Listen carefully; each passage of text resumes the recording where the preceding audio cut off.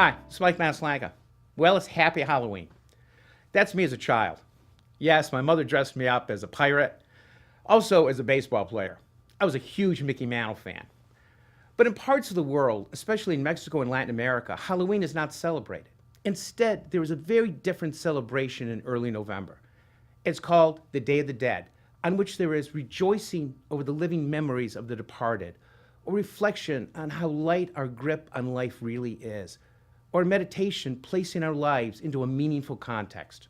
What do I now do this time of year? Well, I don't dress up like a pirate or baseball player anymore, but I do read Shakespeare. More specifically, the graveyard scene from Hamlet. By the way, check out the No Fear Shakespeare series from which some of the following quotes are taken. Recall that Hamlet and his ever loyal and always faithful counselor Horatio are in a graveyard.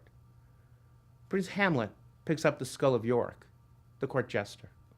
Hamlet reflects, "Alas, poor Yorick, I knew him, Horatio, a fellow of infinite jest, of most excellent fancy.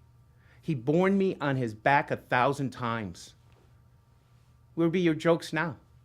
Your pranks, your songs, your flashes of merriment that would set the table on a roar? Now get you to my lady's chamber and tell her she may paint makeup on an inch thick, but to this favor she must come." There's another scene in the graveyard where Hamlet meditates upon lawyers, popping the balloon of our occasional arrogance and more than occasional feelings of self-importance. Hamlet tells Horatio, "May that not be the skull of a lawyer? Would be his razzle-dazzle now? His legal jargon. Why does he suffer this rude gravedigger to knock him about his head with his dirty shovel and will not tell him of his action in battery?" I love Shakespeare. His takeaway: life goes on, and then it doesn't. So have an enjoyable trick-or-treating, or a reflective Day of the Dead, or read some Hamlet, or just be grateful for one more day alive on planet Earth.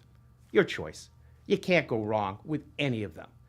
This is Mike Maslanka at your desk.